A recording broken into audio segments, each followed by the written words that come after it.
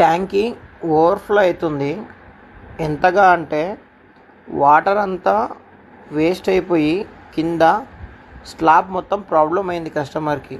So ఇన్స్టాగ్రామ్లో చూశారనమాట మనది water level controller. చూసి కాల్ చేస్తే సైట్ విజిట్ చేయడానికి వచ్చాను. పైకి వెళ్ళి చూస్తే ఆ స్లాబ్ ఏదైతే ఉందో ఆ స్లాబ్ పెచ్చులు లేచిపోయిందనమాట. చూడండి, అంటే ఇల్లు ఎంతగా వాటర్ వేస్ట్ చేస్తున్నారంటే వేస్తున్నారు, మర్చిపోతున్నారు అనమాట మోటార్ ఆఫ్ చేయడం.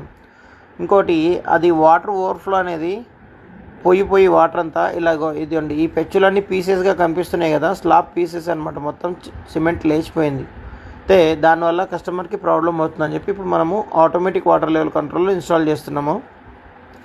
కంప్లీట్గా automatic on and automatic of. పైన ట్యాంక్ నిండగానే మోటార్ ఆటోమేటిక్గా ఆఫ్ అయిపోతుంది. ఇప్పుడు చూడండి, ట్యాంక్లో వాటర్ పడుతుంది కదా. ఇప్పుడు మనకు లోపల సెన్సార్ ఉంది రైట్ సైడ్లో కార్నర్లో.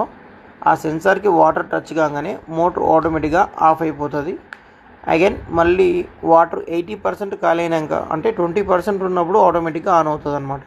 ఒక మనిషితో పని లేదు, మోటార్ని ఆన్ చేయడం కానీ ఆఫ్ చేయడం కానీ ఫుల్లీ ఆటోమేటిక్.